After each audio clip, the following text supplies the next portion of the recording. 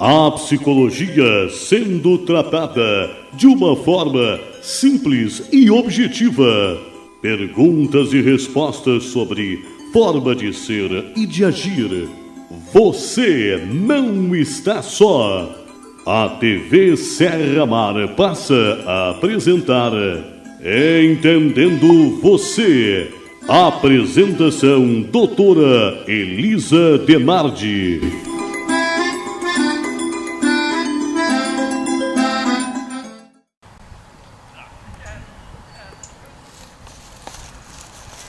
Oi, aqui então estamos na comunidade terapêutica feminina de Arroio do Sal, o desafio jovem Cristo para Nações, onde conta com 9 moças internas.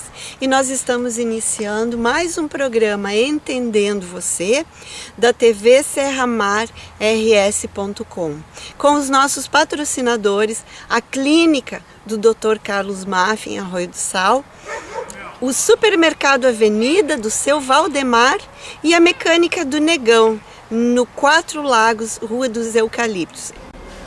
Então, estamos aqui na nossa sala de bate-papo Entendendo Você. Meu nome é Elisa. Como foi divulgado anteriormente na placa de divulgação aí na frente, Cristo para as Nações, então nós vamos conversar um pouquinho sobre esse trabalho e junto aqui com esse trabalho temos o AD do Narcóticos Anônimos, que vai preservar o anonimato, não vai aparecer e vamos usar um pseudônimo, você vai ouvir somente a voz dele.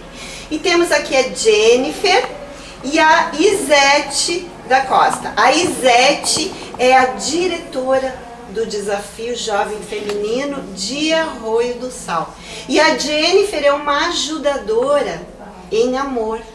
Ela faz um trabalho voluntário aqui com as meninas, sempre que ela sentir no coração esse desejo, assim como você que está me vendo. Nós sempre fizemos um apelo, você que sente no coração, ajudar, colaborar de alguma forma com os centros de recuperação, tanto de Terra de Areia, unidade masculina, quanto a unidade feminina, aqui de Arroio do Sal, ok?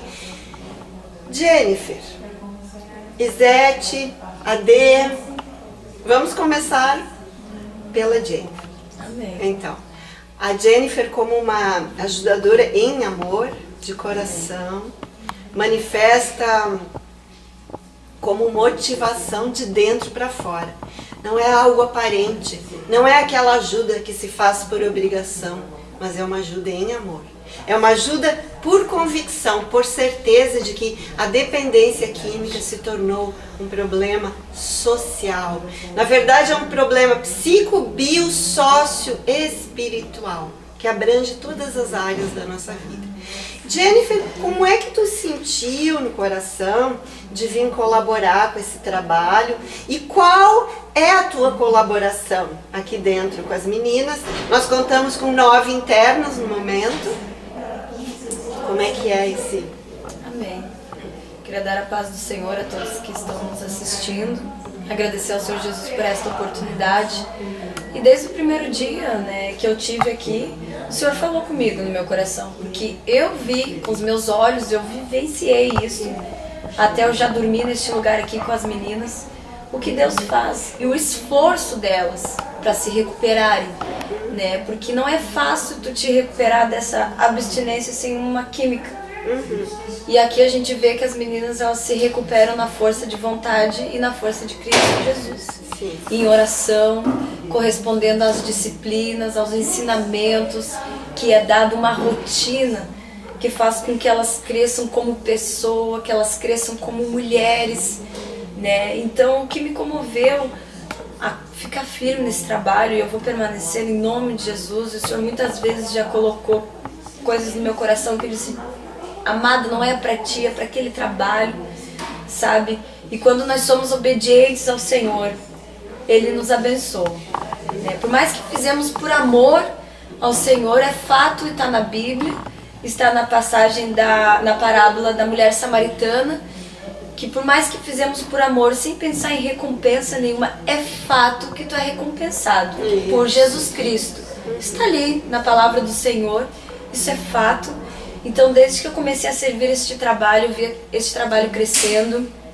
Eu vi que é muito sério, elas aprendem a fazer artesanato, elas têm uma disciplina muito bonita, espiritual entre elas, pessoalmente também. Então, desde que eu comecei a viver isso tudo aqui, a minha própria vida espiritual mudou. Meu ministério se fortaleceu neste lugar aqui. Eu costumo dizer que quando eu quero ser cheia, eu venho pra cá. Eu venho, eu durmo aqui com as meninas, eu saio daqui pronta para uma batalha, eu saio daqui revestida. Porque eu tinha um pensamento que eu vinha pra cá pra ajudar espiritualmente e eu saí daqui sendo ajudada. Isso é um mistério muito lindo do Senhor, porque são pessoas assim que têm uma transformação milagrosa, que quem vier nesse trabalho aqui, acompanhar, até tem uns cultos das quartas-feiras, Cristo para as Nações aqui neste lugar, verá que o trabalho do Senhor aqui é tremendo. É tremendo. Se tu me deixar, eu vou testemunhando até amanhã aqui. Olha que importante, então. Muito importante a colocação que tu falaste, que tu vem aqui para te doar e tu acaba tendo recompensas. Exatamente. Recompensas em bem-estar, em paz e alegria. Com certeza os valores de Deus. Em todas as áreas, assim. Inclusive até mesmo com a ousadia que o Senhor me deu, eu falo que o Senhor também tem me abençoado muito na área financeira. Sim. O Senhor tem me suprido na última hora, porque Ele olha para a obediência do nosso coração. E muitas vezes o Senhor entrega algo nas tuas mãos, porque Ele sabe que tu é obediente. Quando Ele quer abençoar uma obra, Ele vai escolher pessoas que Ele sabe que Ele pode contar. Eu vou escolher a irmã Zete, porque eu sei que se eu entregar nas mãos dela, ela vai abençoar o meu trabalho. Então o Senhor, Ele começa a te abençoar, não é quando tu confia nele, é quando Ele pode confiar em ti. Isso. Quando há uma entrega. Exatamente. Ontem mesmo na reunião, Deus me deu aquela palavra de Marcos 8:34. Quem quiser vir após mim, negue-se a si mesmo. Exatamente. Tome a sua cruz e siga-me. Então existe toda um abrir mão das vontades e dos desejos que são humanos, que fazem parte da nossa emoção, para fazer a vontade de Deus, que é mais elevada, que está acima. E o AD, frente a essa colocação da Jennifer, o teu trabalho no Narcóticos Anônimos, AD, de que forma tu poderia contribuir conosco e nós contigo, de forma a fazer uma união nesse trabalho? Porque existem os 12 passos do NA, que nós sabemos, que na gravação anterior que nós fizemos, o AD e eu, nós não colocamos os 12 passos. Então, gostaríamos que o AD falasse pra gente sobre esses 12 passos do NA. Nós queremos fazer um trabalho em unidade, em confronto, ver as diferenças e no que tu podes contribuir com a gente e a gente contribuir contigo. Com certeza. Esse lado espiritual é muito importante, né? Na recuperação dos adictos, né? E tem muitos passos que falam, né, de Deus, né, e falam desse lado espiritual. O primeiro passo é a admissão que eu tenho um problema, que a minha vida está incontrolável. Vou usar as minhas palavras, mas é mais ou menos isso que eu estou dizendo, né? E o segundo passo é que Deus me devolva a minha sanidade, né? Sanidade mental, no caso. O terceiro passo é entregar minha vida aos cuidados de Deus da maneira que eu concebo Deus, né? Sim. E o quarto passo é um inventário moral de si mesmo, né? Um inventário moral. O quinto passo é prontificamos, né, inteiramente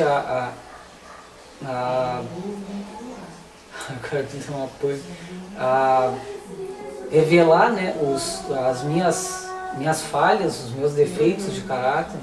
Confessar. Confessar. Depois o sexto passo também é os mesmos. Eu devia ter trazido o livro, né? Mas a Deus, né? Pedir a Deus, né? Prontificar a Deus que remova esses meus defeitos de caráter. O sétimo, humildemente pedimos a Deus que remova esses defeitos de caráter. O 8º passo fala das reparações. O 9º também fala de reparações, né, que eu devo fazer reparações aos prejuízos que eu causei na sociedade, enfim, né. Depois tem o 10º passo, que volta para o inventário pessoal também, diário daí, né, do dia, o que eu fiz nesse dia, foi bom, foi ruim. O 11º passo é uma prece consciente, um contato consciente com Deus, né? E o 12º passo é isso que eu estou fazendo, de levar essa mensagem, essa minha experiência, como hoje eu fiz na escola José de Quadros, lá, né, para o ensino médio. Eu partilhei com eles, né, minha dependência química, o meu problema com as drogas e com o álcool. Foi incrível, né? Eu pude levar esse DVD do NA também para eles assistirem, né? A criação do NA em 1953 na Califórnia, que surgiu do AA, né? do Alcoólicos Anônimos. Surgiu alguns companheiros do AA e outros que tinham mais problema com a droga, que então criaram na Califórnia. E tu já estás quase 4 anos. Sim, dia 9 de junho Quase eu 4 anos. completo 4 anos. Tu é o líder do Narcóticos Anônimos. Eu sou um de líder, Arroio do sou Sal. representante Isso. de serviço de grupo. Representante de serviço.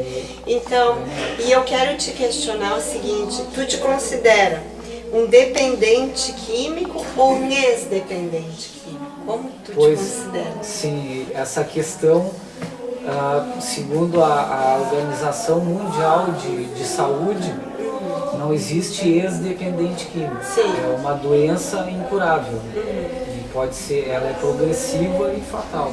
Sim. Então, eu posso me tornar abstinente. Abstinente, mas continua sendo dependente. E a droga. Então, Ade, existe ainda alguma tentação, alguma força, algum pensamento, algum registro de memória, de prazer que te impulsiona a pensar em usar droga?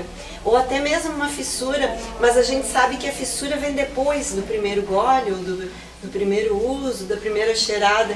Então, não seria bem fissura que eu estou te questionando. Se existe isso, depois de 4 anos. Eu costumo dizer que quanto mais o tempo passa, eu fico mais distante, né? Mais Ou distante. talvez não também, né? Da primeira dose. Mas eu, no meu caso, não sinto assim vontade de usar droga, de beber. Né? Mas é como eu disse, é uma doença que ela não tem cura. Ela é uma doença progressiva, né? E ela vai progredindo. Mesmo eu estando em abstinente ou estando em abstinência, eu vou continuar sendo um dependente químico. Isso quer dizer que eu posso vir a ter a vontade. Tu pode vir a ter a vontade. Embora eu não tenha essa vontade hoje, no dia de hoje. Então a gente diz, né? Só por hoje, né? Se eu puder evitar 5 minutos, eu evito. Se eu puder evitar um dia. E assim eu fui evitando e fui conseguindo ficar limpo esses 4 anos quase 4 anos que eu estou limpo. Então, e a ajuda dos companheiros, né? Tem companheiros meus com 21 anos que tiveram aqui em Arroio do Sal. Agora, dia 26, eu vou numa reunião diária lá em Viamão e a gente se reúne. Que são todos os grupos do Rio Grande do Sul. Tem a área gaúcha, a área Porto Alegre, que é o comitê de serviço de área, né? Cada uma tem vários grupos que vão lá, levam seu relatório do que aconteceu no grupo. A gente gostaria assim que viessem mais companheiros, né, nas nossas reuniões. Tem uma reunião terça-feira às 8 da noite, que é fechada, é só para os adictos. Tem sexta e domingo que é aberta, né? E isso seria interessante, porque eles com aquilo, é como ela falou antes, esqueci o teu nome. Jennifer. A Jennifer falou, eu vou falar e a outra pessoa vai me ajudar a minha recuperação, com que a experiência dela, a experiência daquela pessoa que vai lá e fala a experiência dela, vai me ajudar a ficar mais um dia limpo. E a minha experiência também vai contribuir para aquela pessoa. É um confronto de experiências. Exatamente. Então, já que, como tu disseste, não há essa tendência a querer usar, não há pensamentos voltados para isso, tu não poderia vir a te considerar um ex-dependente? Eu digo ex porque tu não depende mais dela para agir, tu não depende mais dela para o teu dia a dia. Sim, exatamente. Então, por isso que a gente questiona a questão ex-dependente e dependente. E até eu quero questionar agora a Isete da Costa, diretora do Centro de Recuperação, sobre essa questão, Isete. Como é que vocês encaram as meninas aqui? Como ex-dependentes ou como elas se encaram? Como dependentes ainda ou como ex-dependentes? Porque dependente é aquele que depende de algo. A personalidade, a dita, é a personalidade que depende, ela adiciona algo à sua personalidade. E digamos que agora não, o AD não está necessitando adicionar algo à personalidade dele. Ele está limpo, sem fissura, sem vontades, sem pensamentos. O mesmo ocorrendo com as meninas aqui. Como é que é essa questão, Isete? Como elas se consideram? Eu quero cumprimentar todas, né, nessa tarde que estamos ouvindo, né? Em relação a isso, eu acho isso meio difícil eu dizer, porque elas estão ainda em tratamento. Estão né? ainda. Então, como estão ainda em tratamento, elas são consideradas ainda como dependentes, né? Agora nós temos uma que já saiu, que terminou o tratamento, que já teve contato, inclusive, com... de chegar na casa dela, achar cerveja, ela era alcoólatra, né? E ela chegou em casa, foi limpar a geladeira e se deparou com 2 cervejas estupidamente geladas, né? Mas ela não sentiu a tentação daquilo ali. Ela tirou da geladeira para não explodir, né? E não sentiu vontade nenhuma. Então, ao meu ver, eu penso assim, ó, quando Deus faz a obra completa. Sim, ele sabe? remove toda e Remove qualquer tentação. tudo. E olha que um estímulo de alto risco. Ela se confrontar com uma garrafa de bebida. Eu costumo fazer o quê? Eu, assim, quando elas estão assim com 2, 3 meses, eu dou uma saída, né? E levo até no mercado, né? Pra ver qual a reação, porque ele tem cigarro, tem bebida, né? Tudo que normalmente elas costumam usar, pra ver a reação delas, né? E até agora eu tenho tido resultado positivo, né? Que nenhuma, né, entrou em surto porque viu o cigarro, porque viu a bebida, né? E elas têm se colocado na presença de Deus, têm buscado a libertação delas, né? E assim como a Ade falou, acho que assim, é o querer da pessoa, né? Sim. A pessoa tem que tomar decisão, tem que querer realmente e ter uma entrega, né? E a partir daquele momento que tem aquela entrega total com Deus, né? Ao meu ver, então Deus faz a obra e Deus faz por completo, né? Sim. A partir do momento que saiu daqui no tempo, que tem que ficar no tempo de Deus, não é no nosso tempo, né? Que elas saem daqui, elas vão estar preparadas para enfrentar isso lá fora e dizer não quero mais. Já passei por uma droga de vida, né?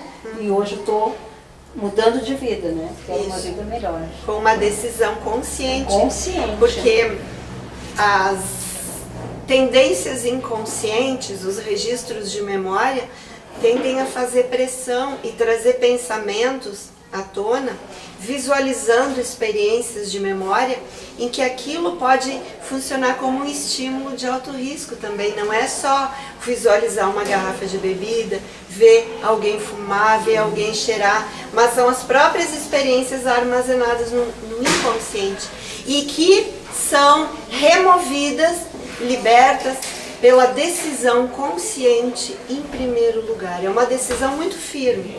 É uma decisão muito firme, que quando você coloca uma balança e coloca de um lado da balança decisão de permanecer sóbrio e do outro lado a fissura quando vier, tem que ver qual lado da balança sobe mais, porque a verdadeira decisão se vai observar no momento que a pessoa estiver com um pensamento ou uma vontade de usar.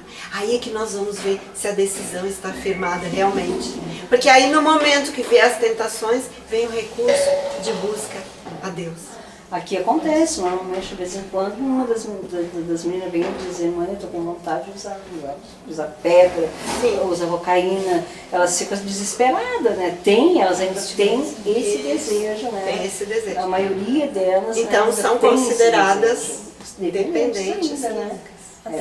Até inclusive na tua colocação, resistir às tentações. Isso. Se nós formos para a palavra de Deus que está em Efésios, no livro de Efésios, no Novo Testamento, capítulo 6, versículo 13, ali o apóstolo Paulo, ele nos exorta, ele nos alerta a nos revestirmos do alto, porque virá os dias maus. O que serão os dias maus? Os dias maus é aquele momento da tua tentação. Sim. É o momento que tu sente aquela vontade, que tu entra num combate contra a tua própria carne. E o teu inimigo começa a ser o teu próprio eu. Sim. Né? Tu começa a lutar com o teu próprio eu. O que eu acho, no meu ponto de vista, que vai vencer? Aquele que tu alimentar mais. Sim. Se tu alimentar mais o teu espírito, né? Tu vai ter o teu emocional forte, o teu psicológico mais equilibrado para te vencer aquilo ali. Claro. Mas isso vai depender da tua própria mente, do teu próprio querer. Do querer. Né? E se as pessoas que estão assistindo em casa quiserem conferir na palavra, ali também fala sobre as armaduras, né? Ali fala sobre o capacete da salvação, a couraça da justiça, o sapato do evangelho, mas tudo com uma interpretação, né? Não é o capacete literalmente da salvação. Ali explica que o capacete quer dizer que ele protege a tua cabeça, né? Então, o que acontece? A droga trabalha na mente da pessoa. A química tá aqui, tá na mente, né? Então, o apóstolo Paulo ele nos ensina, né, a usar o capacete da salvação, o cinturão da verdade. O que é o cinturão da verdade? É como o nosso irmão AD colocou, né? A pessoa ela tem que falar a verdade. Não, eu sou dependente, eu estou assumindo e eu quero mudar de vida, né? O que seria ali nessa passagem, sapato, da preparação da paz, da pregação do evangelho? Depois que tu viveu essa história e tu já está recuperado, é importante que o teu testemunho vai mudar a vida de outras pessoas. Essa é a preparação. Mais adiante, ali fala sobre a espada do Espírito. O que é a espada do Espírito? É a palavra do Senhor. É quando tu começa a combater. A partir do momento que tu está liberto, que tu está livre, todos os dias tu vai lutar contra aquilo ali. E tu vai lutar até os últimos dias da tua vida. E se tu tiver com a preparação dessa espada, com essa preparação em Deus, com o teu emocional, com o teu psicológico equilibrado, porque o que fazem muitas pessoas caírem em depressão, que ataca 70 milhões de pessoas da nossa população, é o sentimento de autopiedade. É da pessoa achar que só ela está com aquele problema, que só ela está lutando. E rapidamente, para não tomar conta do bate-papo, o profeta Elias teve esse problema. Um grande homem de Deus. Ele teve depressão. Como é que pode um grande homem ungido pelo Senhor derrotar 450 profetas de Baal, que era o inimigo, ter depressão? Se jogar numa caverna. Ele se trancou ali. E ali ele falou para Deus que ele era o único profeta passando por aquilo ali, sendo que existia mais 7.000 profetas naquela cidade. Como é que ele não conseguiu olhar para aqueles 7.000? Por que ele olhou só para ele? Esse é o sentimento que nós temos que lutar contra nós mesmos, a autopiedade, bater no peito. Por que eu falo isso? Porque eu já tive uma depressão muito profunda, uma depressão muito grande. Eu só fui curada dessa doença na alma, porque eu tomei a decisão de bater no peito, levantar a cabeça e dizer, não, eu me amo, e eu não vou perder para isso não. Aí entra a questão da autoestima. Da autoestima, exatamente. Tu estimar-se, tu gostar de ti mesmo. É aquele ditado, não espera que alguém te traga flores, decore você mesmo o seu jardim. Novamente nós retomaremos o segundo bloco e agora vamos divulgar os patrocinadores deste programa. O Supermercado Avenida de Arroio do Sal, do seu Valdemar, a Mecânica do Negão, do Eliezer, ali no bairro Quatro Lagos de Arroio do Sal, e a Clínica do Dr. Carlos Maffi, onde eu também faço parte, trabalho como psicóloga. A clínica compõe-se de uma nutricionista, você que quer ganhar peso ou emagrecer também, uma optâmetra que mede o grau dos seus olhos para receitar óculos, e um fisioterapeuta. E também o Dr. Carlos Maffi, que é dentista, que trabalha com implantodontia, ele faz acupuntura, área da medicina chinesa. E agora, o AD vai falar pra gente um pouquinho sobre como é uma sessão do NA, a oração da serenidade. Faz pra gente, AD. No início das reuniões a gente faz a oração da serenidade, mais ou menos assim: Deus, conceda-me serenidade para aceitar as coisas que não posso modificar, coragem para modificar aquelas que posso e sabedoria para reconhecer a diferença. Inicia, né, a nossa reunião e ao término a gente também faz a oração. Então é uma maneira de, né, pacificar assim a reunião e entrar em contato consciente com Deus. E aqui também, esse livro aqui que tu me emprestou, né, fala sobre alcoolismo, drogas e grupos anônimos de mútua ajuda. Né? Ele é do Eduardo Mascarenhas e foi feito em 1990. Né? E aqui diz, até o que a gente estava comentando antes, no primeiro bloco, né? Ser abstêmio é pouco. É a página 81 do livro. Né? E fala, os alcoólicos anônimos, né, e os narcóticos anônimos veem uma profunda diferença entre uma pessoa que simplesmente deixou de beber ou de usar drogas e uma outra que tenha ido mais fundo e conquistado um grau superior de moderação. Uma coisa é simplesmente se abster, outra é alcançar a sobriedade. Ser abstêmio é uma coisa, ser sóbrio outra. O abstêmio é aquele que atingiu um nível inferior de convivência com a sua compulsão. Ele conseguiu parar com o álcool ou as drogas. É verdade, mas não pacificou suas emoções. E assim por diante, né? É bem como a gente tinha comentado antes. Não é só ficar, né, abstinente, né? Eu preciso mudar o meu comportamento, eu preciso modificar a minha vida, né, em todos. Eu tenho que evitar certos lugares que tenha álcool, que tenha drogas. Se eu quero parar de usar, de beber, eu não tenho que ir para um bar. Né? Se eu quero parar de usar droga, eu não tenho que estar frequentando bocas de fumo ou lugares que vendam drogas. Então é mais ou menos isso. Isso. E a questão importante, diferença entre ser abstêmio e ser sóbrio. O ser sóbrio já inclui algo na própria personalidade, o ser que é sóbrio. Então já é algo mais profundo e mais abrangente, pelo que eu entendi.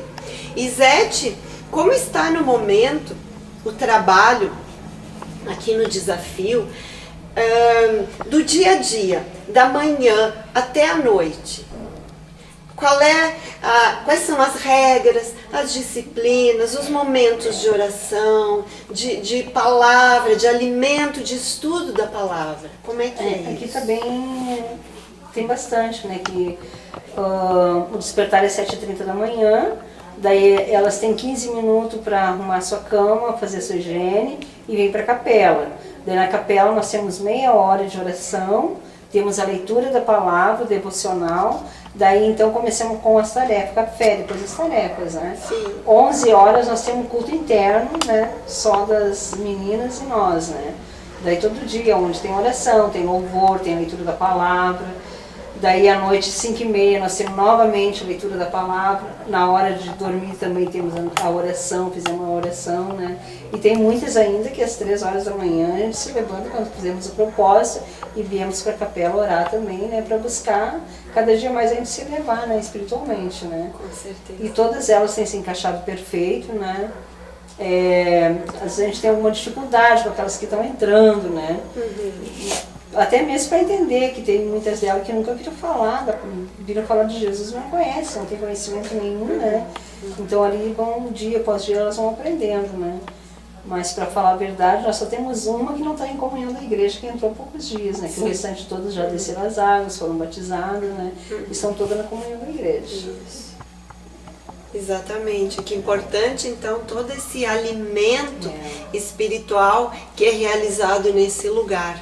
E dentro do trabalho psicológico realizado aqui, faço também um trabalho em amor nesse lugar, com grupos operativos, terapêuticas e entrevistas individuais. Agora mesmo eu vou iniciar com elas uma nova etapa de testes projetivos gráficos, Izete, como eu tinha te falado. Sim. Serão uns 3 ou 4 testes que eu irei realizar com cada uma delas, anexar nas suas pastas e dar o resultado diretamente para elas.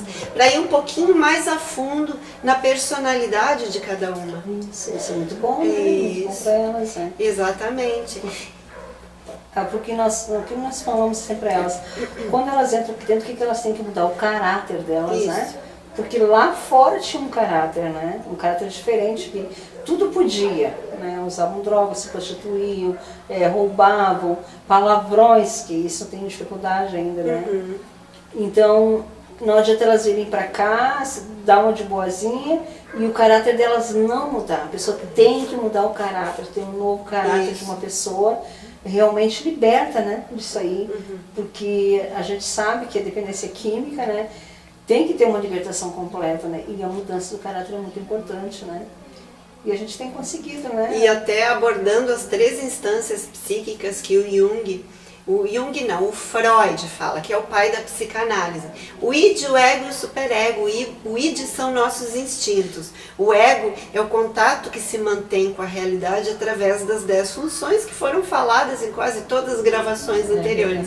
E o superego, que é aquela instância que nos dá a noção do que é certo, do que é errado, o discernimento entre o bem e o mal. É o superego, que é o ideal de ego. Então, o que acontece? Há um afrouxamento desse centro de censura, que é o superego, com o uso da droga. Há um afrouxamento. O álcool ele desinibe todo esse centro de censura, e você já viu até aquele alcoolista que é introvertido, tem um tipo fechado, implode as emoções. E quando ele bebe, ele afrouxa esse centro de censura e passa a falar compulsivamente. Exatamente, né? Eu tenho por experiência própria, né? O meu filho, que hoje está com 34 anos, na adolescência dele ele tinha uma trave assim, muito grande, ele era muito tímido. Sim. Né? Ele não conversava, não conseguia se entrosar com as pessoas, saía para se divertir, não conseguia nada, né? Então, o que aconteceu? Ele experimentou a droga pela primeira vez, ele disse que aquilo mudou a vida dele. E daí, quando ele estava usando a droga, ele desinibiu, se soltou. Ele conversava, ele ia para as festas, ele se divertia, né? E ele começou a gostar, né? E daí isso durou 16 anos, né? Que foi uma destruição total, né? Nesse meio tempo casou, teve filhos, teve bons empregos, teve moto, teve tudo, e acabou que perdeu tudo, né? Daí é uma coisa que ele quis trocar a timidez por uma falsa alegria, né? E no fim ele só teve prejuízos, né? Hoje ele já está sóbrio, né? Saiu dessa vida de drogadição, reconquistou, né? Aos poucos, Deus está abençoando ele, está reconquistando tudo aquilo que ele perdeu, né? Mas é um caminho totalmente uma ilusão, né? Acho que vai mudar alguma coisa, no fim só se prejudica, né? E a questão do caráter que foi falado, muito bem colocado, o caráter da criança, ele se forma até os 5 anos de idade. E a memória, o hipocampo responsável pela memória, ele se forma a partir dos 5 anos. Então, todos aqueles registros de memórias inconscientes que a criança tem até os 5 anos, ficam inconscientes. Porque o hipocampo, que é responsável pela memória consciente, não está desenvolvido. Por isso que se diz que todos os traumas, a maioria deles são estabelecidos até os 5 anos. Não necessariamente, podem haver traumas depois dessa fase. Só que antes dos 5 anos não há uma lembrança. Fica inconsciente porque o hipocampo só relembra memórias inconscientes e não conscientes. E esse ponto, ele torna muitas vezes uma incógnita para o psicólogo, que vai por dedução tentar entender o que aconteceu antes dos 5 anos, já que não há uma memória inconsciente, ou mediante técnicas de regressão ou de cura interior, regressão de memória e cura interior, para que haja lembranças das memórias inconscientes. Só que, então o que acontece? Depois dos 6 anos, se deduz que aqueles maus tratos que a criança está tendo com 6, 7 anos de idade, se deduz que ela já estava tendo esses maus tratos antes. Então, há uma dedução disso. Até para tratar um perfil da criança, de como foi desenvolvido esse caráter da criança até os 5 anos de idade. Se houveram limites, regras disciplina, noção de consciência, se os pais passaram noção de certo e errado, porque o que vai acontecer é que futuramente um caráter que já está mal formado até os 5 anos, ao usar a droga, ele vai desencadear uma série de comportamentos ilícitos, comportamentos que infringem regras sociais. Aqueles que tiveram uma formação de caráter até os 5 anos, as experiências têm mostrado que eles também podem adquirir atos e fora da regra social, comportamentos ilícitos também com o uso da droga. Só que de uma forma menos acentuada, por quê? Porque esse que teve uma boa formação de caráter já vai ter uma consciência mais aguçada de que ele está agindo mal. Aquele que não teve uma boa formação de caráter, ele vai ter uma visão equivocada, ele não vai saber se ele está certo ou errado, porque não teve essa consciência estabelecida pelos pais. Essa diferenciação. Eu tive, doutora Elisa, há um tempo atrás, eu estive assistindo uma palestra sobre drogas, né? Onde o palestrante nos falou, só teve para poder emitir essa dúvida, dizer se ele estava certo ou não, Sim. que ele falou que a criança, ele começa a manipular os pais de bebê. Com certeza. De bebê, né? Porque ele chora, a mãe, principalmente a mãe, Sim. né? Porque a criança chora, porque não sabe falar, né? Então ele chora, a mãe larga tudo e vai lá e atende ele. Ele chora para se comunicar, Sim, o bebê. é. A mãe tem que identificar o significado daquele choro. Né? Mas normalmente isso não acontece, né? Ou dão comida demais. Ou dão né? comida demais, dá um porre de leite, ajuda a criança a associar frustração com comida, porque ele pode estar se sentindo mal, com uma dor, um desconforto, e a mãe vai dar comida. Fica aquela associação. Toda vez que houver uma frustração, eu vou comer. Isso ocorre na fase adulta, se propaga, porque fica na memória inconsciente, AD. Sabia disso?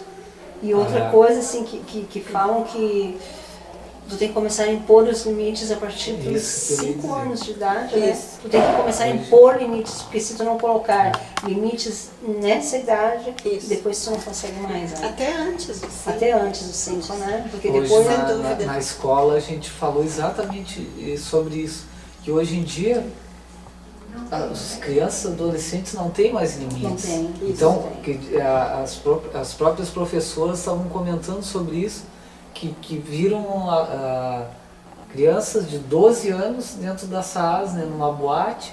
Então, quer dizer, o limite de idade ele diminuiu. Antes a gente ia com 18 anos, com 17, agora não. Agora com 12 anos já estão frequentando, bebendo, talvez até usando droga. Então quer dizer que a situação está piorando. E aqui no nosso município. Em todos os lugares. Em todos os lugares. Porque isso é realmente porque não foi imposto limites para eles, né? E hoje a gente vê com frequência o que acontece. Em vez do pai e a mãe ter autoridade sobre os filhos, está acontecendo ao inverso. Isso. Os filhos estão tendo autoridade com os pais. Exatamente. E olha, sinceramente, porque na verdade assim, os pais perderam a autoridade sobre os filhos. E tem outra coisa, eu acho assim, ó, que existe o conceito tutelar. Eu acho assim, esse negócio de tu não poder, né, dar o castigo pro teu filho. Na Bíblia está escrito, né? Corrige o teu filho enquanto é tempo, né?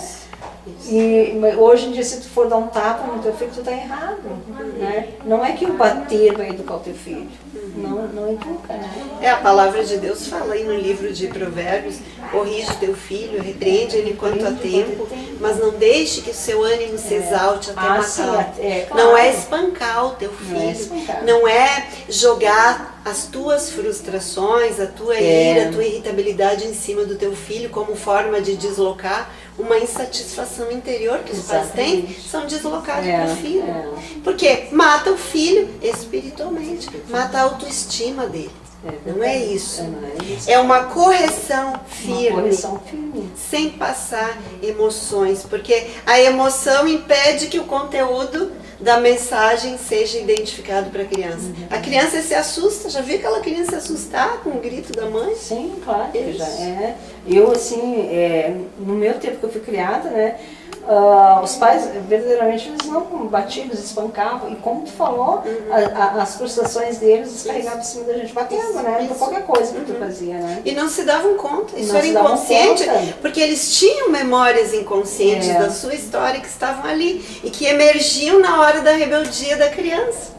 E outra coisa, eles achavam que isso era respeito, que quando eles chegavam, e não era respeito, eles sentiam medo. As pessoas antigamente confundiam, né, o medo com o respeito, né? Isso. Mas hoje em dia tá assim que eles não têm nem medo nem respeito, né? E na verdade o respeito supõe consciência. Consciência, E o medo consciência. supõe punição. É verdade. O medo de ser punido. Exatamente, é verdade. O AD quer contribuir com mais alguma colocação? Eu acho que essa questão aí dos limites hoje em dia é bem complicado, né? Geralmente, né? Mas eu acho que tu tem que passar alguma informação para os teus filhos. A gente tem filhos e a gente tem que ter a obrigação dos pais passar essa mensagem, né? De que se eles beberem ou usarem drogas, isso não vai mudar a vida deles, pelo contrário, vai atrapalhar em tudo. Em todo o convívio social, o isolamento que a droga traz. Hoje eu comentei sobre a liberdade, porque a bebida e a droga faz com que tu pense que tu tá te libertando, mas é totalmente ao contrário. A gente vai se aprisionando, Se escravizando. vai se escravizando, como diz a palavra adicto, né? Em latim quer dizer um escravo dele. Tu fica escravo do álcool, dependente do álcool e da droga. Então isso essa é a mensagem assim, final que eu tenho para dizer, né? Porque eu acho que não vai levar a nada isso, né? É como a senhora tinha falado, é uma ilusão. Isso. A droga é uma ilusão, o álcool é uma ilusão que não vai te levar a lugar nenhum. Então é preferível nem iniciar isso, nem começar, né? Nem de curiosidade não iniciar esse que se pode tornar uma dependência aqui. Então é isso. Obrigado. E você gostaria de dizer alguma coisa para aquele que está ali te ouvindo e não está te vendo, mas está te ouvindo? Sim, gostaria de levar essa mensagem, né, de que existe recuperação, né, existem os grupos de alcoolismo, né, de alcoólicos anônimos, narcóticos anônimos, né, e que frequentem as reuniões, né, para ter uma experiência, né, mesmo que não tenha problema, né, para ter uma experiência, assim, uma visão, né, de como se recuperar, né, do alcoolismo e da droga, e procurar também um lado espiritual, que é bem importante, né, que a doença ela é espiritual, né, é uma doença espiritual, tanto o alcoolismo como a adicção, né, e é isso. Só tenho a agradecer, né, por essa oportunidade de estar aqui, né, novamente e agradecer isso. E a Isete, o que tu gostaria? Eu também, né? Eu acho assim que, como o Ade falou ali, isso tem, a droga, ela tem cura, assim, né? Basta a pessoa querer verdadeiramente, né? Quem está ouvindo, né? Que quiser um dia vir aqui nos visitar, né? Conhecer o nosso trabalho, alguém que tiver com um filho com problema na droga, não desista do seu filho, não lute por ele, o esposo, seja quem for, né? O familiar, lute, porque vale a pena. Nós temos o nosso médico dos médicos, aquele que faz milagres e opera grandes milagres, inclusive ele é o nosso libertador, né? E que eu tenho, por experiência própria, tive 2 filhos nas drogas e hoje estão libertos, né? Para honra e glória do Senhor. Temos uma moça aqui também, que o nosso trabalho aqui vai fazer 1 ano dia 30, né, doutora? Dia 30 de junho, né? Sim, 30 de junho que foi a inauguração da casa. E nesse período nós já tivemos uma recuperando, né? Que inclusive está aqui conosco, né? Já cumpriu o período dela. E eu creio que há libertação, né? E que basta a pessoa querer, né? E deixar Deus agir, né? Ou nas reuniões também, né? Do AA, do Narcóticos Anônimos, né? Tem solução, sim. Não pode desanimar e perder a esperança. Vai valer a pena. Como diz aquele louvor, vai valer a pena, vai valer a pena mesmo, vai valer. Vamos cantar junto?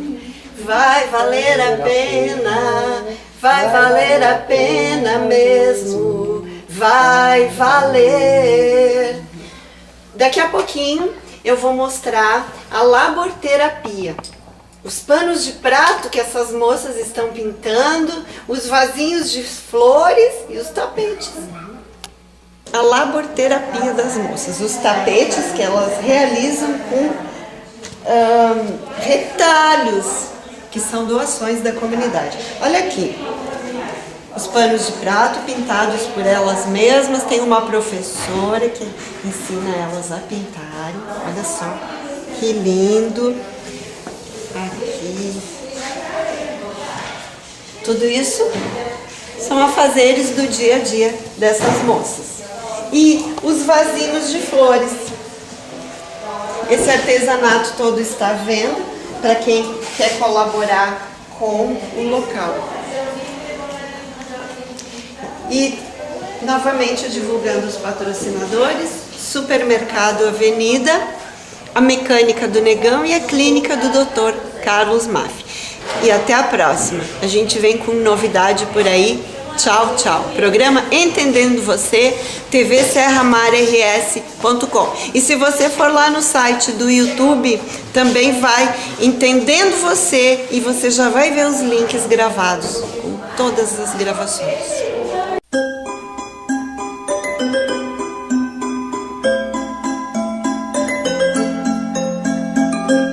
A TV Serra Mar apresentou mais um campeão em audiência. Entendendo Você. Apresentação: doutora Elisa Denardi.